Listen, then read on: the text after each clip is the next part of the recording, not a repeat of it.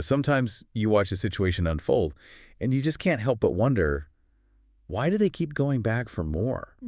We've all seen it, someone getting burned, maybe publicly humiliated even, and yet, there they are, right back in the same situation. Yeah, often with the very same people who caused all the trouble in the first place. It is baffling. Seems like you just want to grab them by the shoulders and ask, what are you doing? It's a phenomenon that's as, well, perplexing as it is common, isn't it? Yeah. This cycle of engagement that often defies simple logic. What's truly fascinating here is how it frequently reveals these deeply rooted psychological drivers, not just, simple mistakes or bad luck. Right. It's rarely about a lack of information. They know it's bad. It's often about a profound inability to act on what they know. Absolutely. And today we're taking a deep dive into a really compelling case study of this kind of persistent engagement. We're unraveling the layers of interactions between a seemingly well-intentioned individual known online as OPCDon and the, controversial YouTube personalities, Grace and Ben Thorpe. Yeah. Their story is a particularly stark example, isn't it, of this perplexing, almost unbelievable cycle. It really is. Our mission today is to explore not just what happened, because honestly, the public record, the streams, they're pretty clear on the betrayals. Oh, very clear. But the fascinating and, let's be honest, often frustrating why. Why did OPCDon keep returning even when he was facing very public, incredibly painful humiliation? Over and over again. And this isn't just about, internet drama, although it certainly played out on a very public stage. Right. This deep dive offers some, I think, surprising insights into human nature, loyalty, the really complex dynamics you see in online communities, and maybe most importantly, the psychological traps that can keep us locked into these unhealthy patterns. Yeah. You might find some unexpected takeaways for your own understanding, how people navigate conflict and connection, maybe even recognize some of these subtle or maybe not so subtle dynamics in your own life or relationships. We've assembled this deep dive from various online sources, mostly transcripts of live streams, archived videos, observations from other content creators who are watching this all unfold in real time. So direct accounts, basically. Exactly. These aren't just opinions. They're based on what people saw and heard happening live. So let's unpack this paradox of persistence. What was the initial lure? What drew OPCDon into the Thorpe's orbit in the first place? And maybe more importantly, what on earth kept him coming back, even after this barrage of public betrayal that would send most people running for the hills, never looking back? Okay, so let's start at the beginning of this incredibly complex relationship. What was the initial lure for OPCDon? Our sources point to a couple of key drivers, and the first one, it really speaks to a common human tendency, what people often call the fixer mentality. Indeed. And OPCDon himself, he actually explicitly talked about this. He said his motivation was wanting to fix things for people. Right. But what makes this case particularly compelling and maybe, a warning sign right from the start is who he chose to fix. Grace and Ben Thorpe. He actually described them himself as the ultimate broken people. Wow, ultimate broken people. That's quite a label to give someone you want to help. It really is. And this fixer mentality, while it can seem noble on the surface, often comes with this underlying, maybe subconscious belief that you possess some unique ability or special insight, maybe even a moral duty, to mend other people's lives or situations. It's a really powerful internal narrative. And it wasn't just pure altruism driving him, was it? He didn't just see them as broken. He saw a tangible professional opportunity there. Yeah. Especially in Grace. Absolutely. He had this strong, almost unwavering belief in her charisma and her talent for YouTube content. Yeah, the sources quote him saying quite definitively that she was better than S. Hernandez. Right. And for anyone listening who isn't deep in the online creator world, S. Hernandez is a very well-known, successful content creator. So that's not faint praise. He genuinely seemed to believe Grace was talented enough to support herself through YouTube.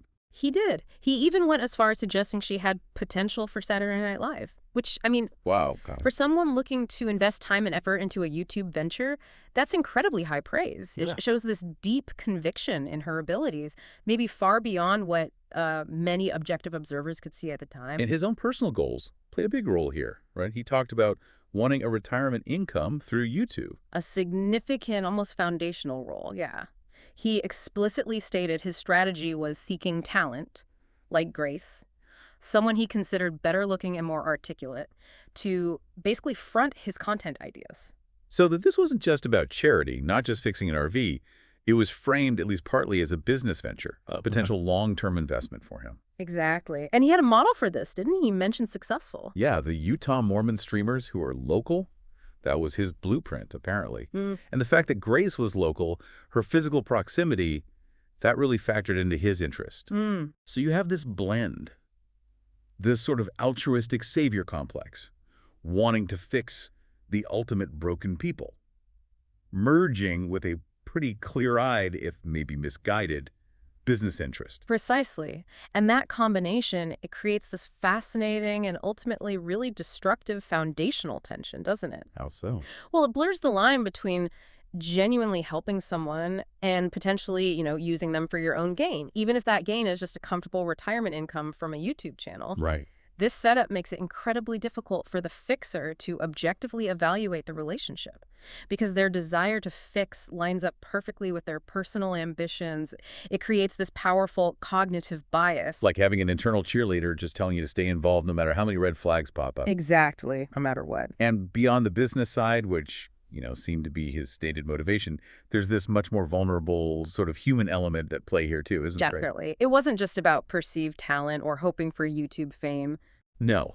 External observers, other commentators, streamers, watching this whole saga unfold, they started pointing to deeper, maybe more emotional motivations for OPCDon's intense and just incredibly persistent involvement. They suggested things like perceived loneliness, a very strong desire to simply feel needed, and the rapid development of what they pretty clearly characterized as a parasocial relationship with Grace. Parasocial meaning like a one-sided connection. Exactly, where one person feels a strong connection or intimacy with someone, usually a public figure, who doesn't reciprocate or even know the extent of that feeling. And he was described by these commentators as, well, pretty bluntly, a lonely guy from Maine who doesn't have anything going on. Yeah. And that paints a much more nuanced and, frankly, quite vulnerable picture of OPCDon, doesn't it? It wasn't just about a business deal or fixing an RV. There seemed to be this profound emotional void that the Thorpes, whether they did it intentionally or just inadvertently, started to fill. Yes, and that's where it gets really interesting and honestly a little heartbreaking. These observers highlighted how he was reportedly willing to sacrifice his own self-worth just to be in the Thorpes' presence. They claimed his involvement gave an excuse to his life. I mean, think about that, finding an excuse to his life in a situation that would later bring him so much public ridicule, so much negativity. It speaks to a really deep need, maybe for purpose or validation, even if that purpose was found in, well, chaos. Complete chaos. It really does. And this raises a crucial, maybe deeply personal question for you, the listener. Yeah. How do we recognize when our own unmet needs, whether it's for connection or purpose or just validation, might make us profoundly vulnerable to exploitation? Even in situations that seem at first glance to offer a solution to those very needs. It suggests the Thorpes weren't just exploiting his resources or his fixer mentality. They were tapping into something much deeper, a more fundamental emotional yearning. And that creates this powerful, almost invisible grip. It makes it incredibly difficult for someone like him to disengage, even when faced with overwhelming, repeated evidence of disrespect, betrayal, and just outright cruelty. And betrayals there definitely were. Yeah. Multiple, very public ones. Which brings us to this barrage of humiliation, these moments of public betrayal and disrespect that you'd really think would be more than enough for anyone to just walk away for good. Absolutely. Any rational person would. Yet, as we'll see, OPCDon kept returning. He consistently failed to learn the lesson, no matter how harsh it was. Okay, so let's talk about some of these moments. One of the most infamous instances, a moment that really set the tone for how the Thorpes treated OPCDon, was the whole $300 loan scandal. Ah, yes, that one was bad. And this wasn't some private dispute argued over text messages. Grace publicly refused to repay a $300 loan from OPCDon live on stream. In front of everyone. In front of everyone. And she coupled it with these incredibly aggressive accusations. She called him creepy, publicly, for supposedly dropping off chairs unannounced. Chairs, which, by the way, were apparently for their comfort in the RV he was helping them fix. The irony. Right, and it escalated quickly from just creepy. She then publicly called him, and I'm quoting directly here, a fucking cocksucker and a pathetic petty loser. On that same public platform, just vicious. Vicious. And furthermore, she tried to undermine his reputation, accusing him of telling my donators that I don't pay people back. So twisting it, he's asking for his money back, and she reframes it as him being malicious, trying to damage her income stream. Exactly. It was a direct public assault, not just on his character, but trying to hurt his credibility within that online community. A complete public shaming. As if that wasn't enough, Ben Thorpe, Grace's partner, he piled on too, didn't he? With particularly harsh public insults. Oh, yeah. Our sources show he called OPCDon a sexual failure. That one came up a lot. It did. It was frequently referenced by other commentators, became this sort of running joke or point of mockery in the community. He also called him a mumbling Neffler. A mumbling Effler. What even is that? No idea. Some nonsensical but clearly derogatory term. And other public hits included calling him incompetent and delusional. Imagine hearing these deeply personal, demeaning things said about you on a public live stream for hundreds, maybe thousands of people to witness in real time. It's hard to fathom the level of public shame involved there. Just brutal. And this public denigration wasn't just limited to name-calling, was it? There was the message reading. Oh, the message reading. Yeah. The profound betrayal was just amplified when the Thorpes, in another just stunning display of disregard for privacy, publicly read OPCDon's private Discord messages on their stream. Unbelievable. This included highly personal content, details about his life, even his attempts to arrange an interview with Ruby, who was another figure watching them closely. And they mocked those messages for perceived self-importance. Like the message about being from an undisclosed airport. They ridiculed that. They did. This act of reading private messages just for public entertainment, it's such a severe breach of trust. It feels like it was designed explicitly to humiliate him, strip away any sense of privacy, leave him totally exposed. Absolutely. Maximum damage. And they didn't stop there, did they? They went after his professional claims, too. Right. They publicly ridiculed his claims of running a multi-million-dollar company and earning $600 an hour. They just scoffed at it, effectively calling him a liar on this public platform. And they repeatedly referred to him as a pay pig, or their main donor. Ugh, that just strips away any pretense of a real relationship or collaboration, doesn't it? It reduces him to just an ATM, implying he was just a source of money to be exploited. The collective assessment from other commentators, and you could argue implicitly from the Thorpe's actions themselves, was that he was basically just a useful idiot. Harsh label. Very harsh, but it really encapsulated how they seemed to view the relationship. Transactional, exploitative. His sole purpose, in their eyes it seemed, was to fix their RV. His value was purely functional, not personal, certainly not based on mutual respect. And any attempt he made at connection or professional contribution, they just reframed it as him being a donor or, this useful idiot. Exactly. These weren't just isolated incidents either, or like one-off emotional outbursts. The Thorpes engaged in this consistent, almost tactical pattern of psychological games and dismissals. It just further chipped away at OPCDon's boundaries, his self-respect, his perception of himself. Yeah, like that incident with the gray rock method. Right. He tried to use it, although apparently he didn't even know the term gray rock himself. Which is a strategy, for listeners, meant to make yourself as uninteresting and unresponsive as possible to manipulative people. Like a boring gray rock, basically. So he tries some form of disengagement, trying to pull back. And his efforts were immediately recognized, and worse, openly mocked on stream by Ruby and others associated with the Thorpes. Oh, wow. So they saw right through it and made fun of him for trying. Pretty much. It just highlighted how ineffective he was at setting boundaries or actually disengaging from their drama. His attempt to protect himself wasn't just stopped. It was turned into another source of public amusement, reinforcing how powerless he seemed in that dynamic. Then there was the Thorpe free bet. Remember that? OPCDon made this very public declaration, a definitive statement. I want to be Thorpe free. A clear public commitment to getting out. A promise to himself, and really to the audience watching, that he was finally done, finally drawing a line. Yes, despite this public vow. He was subsequently and almost unbelievably manipulated back into contact.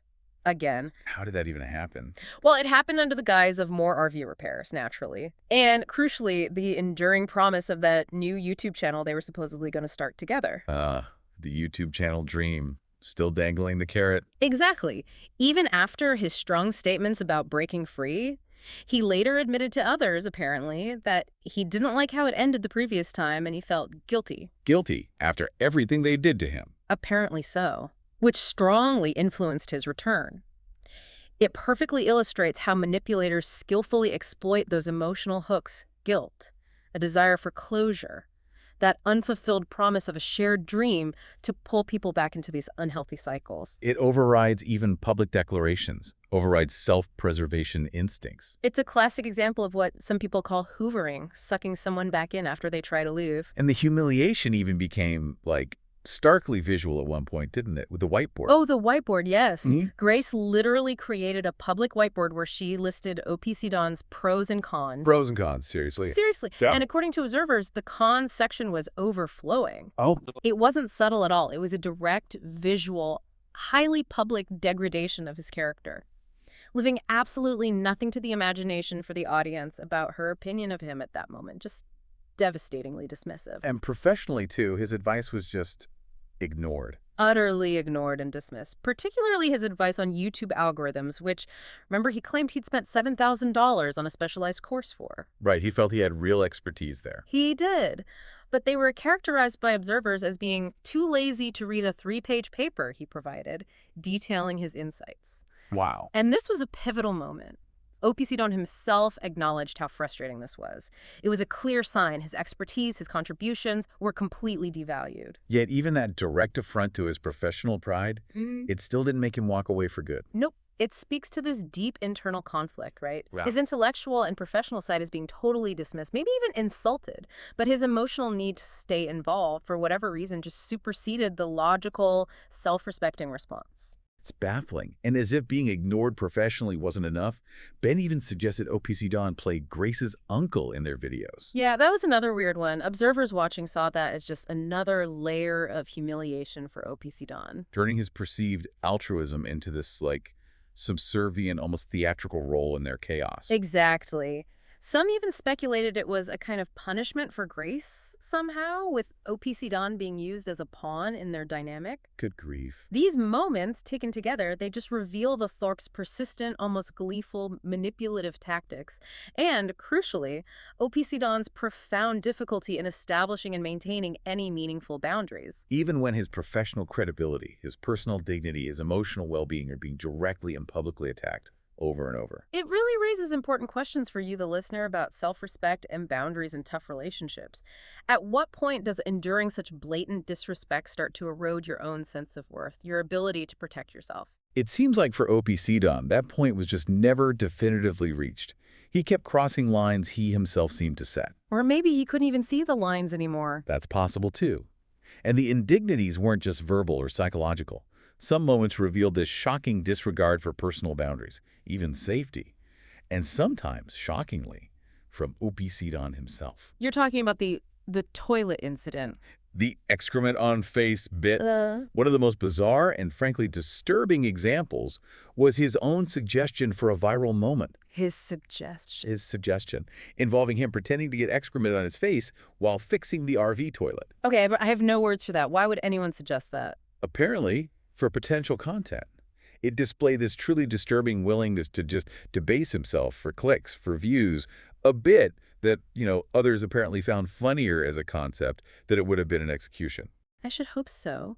It highlights this dangerous level of desperation, maybe for validation or success within their chaotic orbit, even if it meant sacrificing his dignity in this really profound, almost self-annihilating way.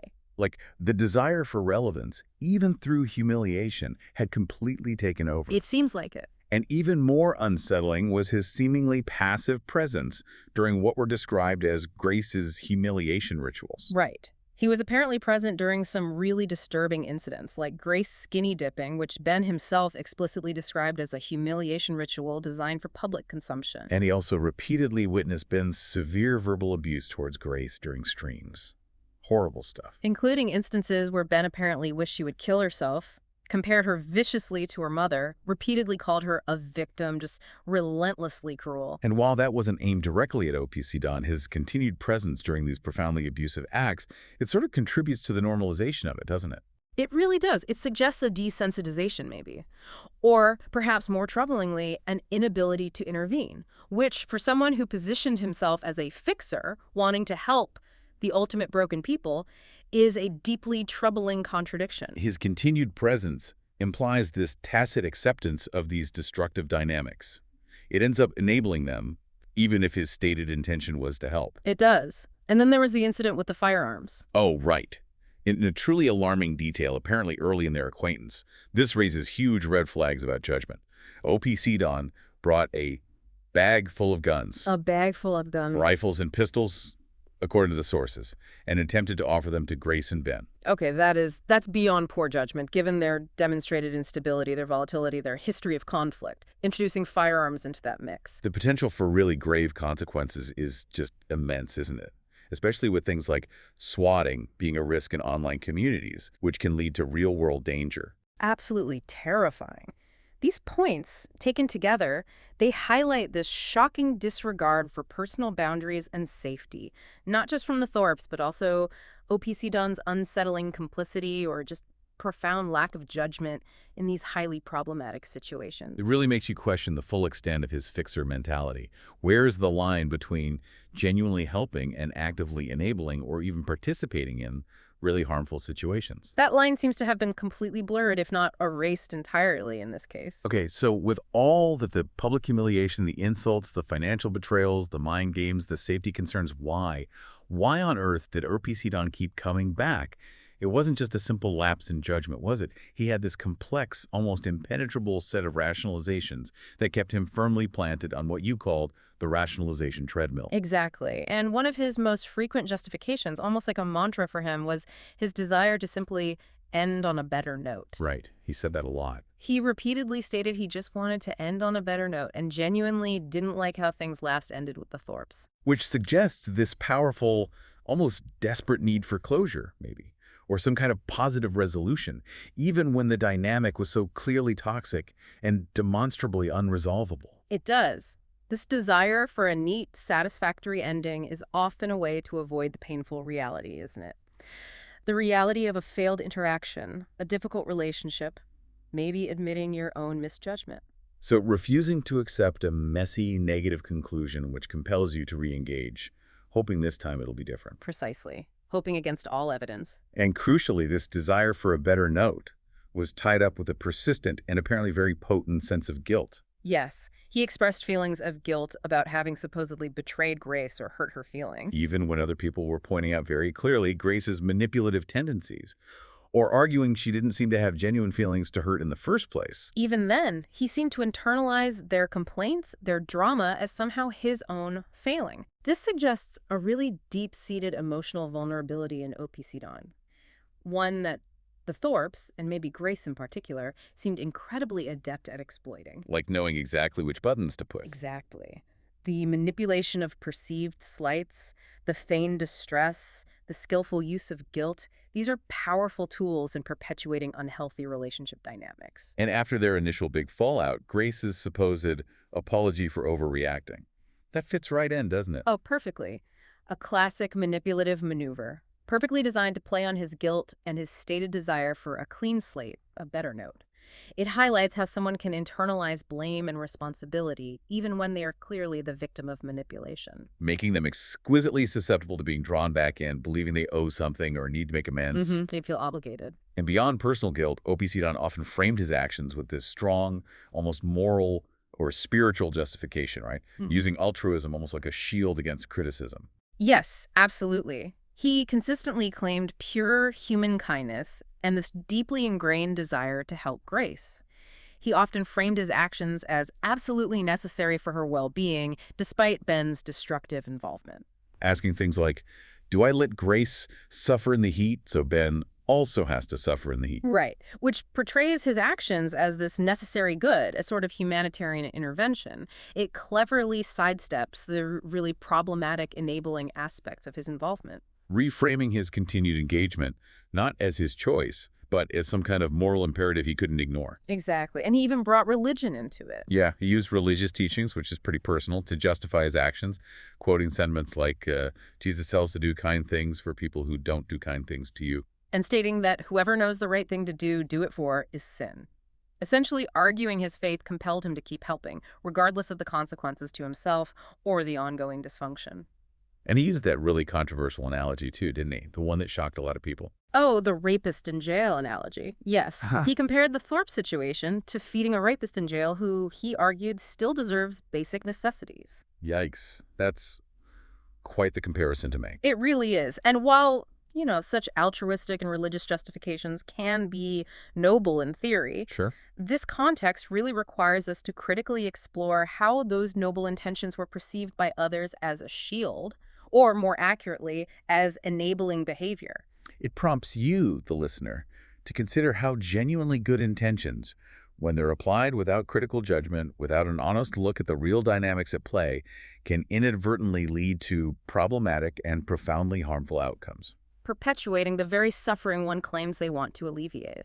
The road to hell, as they say. Paved with good intentions, yeah. And despite this long, long history of public setbacks, humiliations, broken promises, outright betrayals, OPCDon held on to this almost unwavering, maybe delusional belief in the business opportunity. The YouTube channel with Grace, that was the anchor, wasn't it? It seemed to be. He maintained this consistent belief that a YouTube channel with Grace could be successful. He talked about his willingness to invest his time, though, interestingly, not initially direct money in this venture, repeatedly saying he saw charisma in Grace. It was this consistent, almost unshakable theme, wasn't it? Even as all this evidence mounted against it being viable with each public disaster. He kept rationalizing their repeated non-action, their missed opportunities, their, frankly, laziness, often citing excuses like Grace being sick on a particular day. But then, in the same breath, he'd acknowledge the handwriting is on the wall.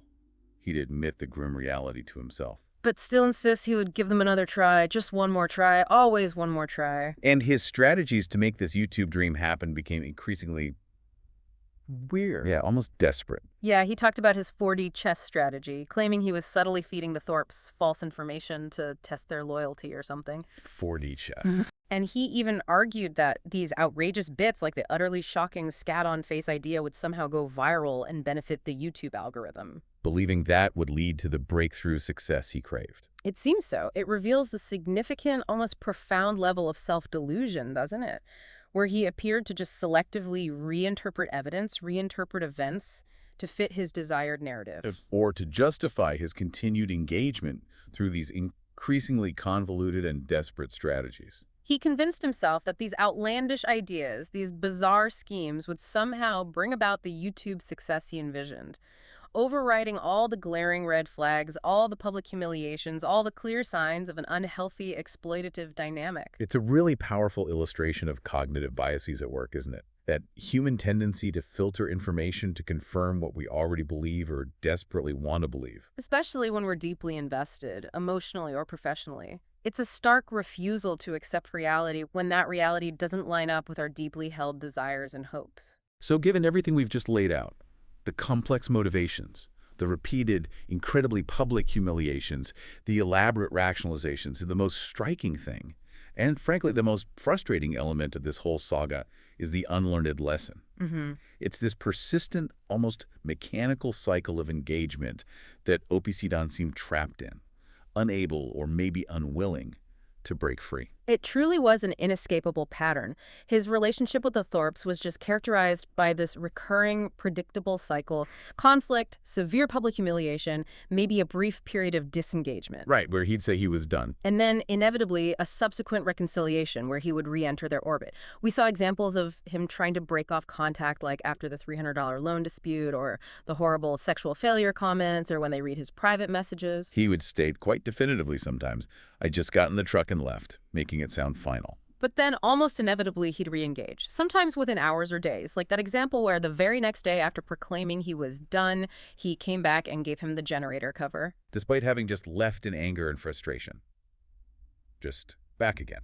This constant back and forth, this inability to maintain a boundary, it earned him those consistent and pretty unflattering labels from other observers in the community: doormat and pushover. And those weren't just random insults, were they? They reflected a pattern of behavior that was painfully clear to seemingly everyone except OPCDon himself. Exactly. And those labels, they highlight a really critical observation that was consistently made by others watching. The Thorpes interpret kindness or assistance as a weakness. Ah, okay. Explain that. Observers explicitly stated, and it was widely discussed, that if you are kind to them or if you do anything to help them, they see it as a weakness. They automatically think something's wrong with you. Wow. So his attempts to help, to be kind, to contribute. They weren't perceived as generosity or altruism by the Thorpes. They were seen as a sign of his vulnerability. Hmm. a weakness that they could and consistently did exploit. They saw his goodwill as basically an invitation for more manipulation. That's how it appeared to many observers, yes.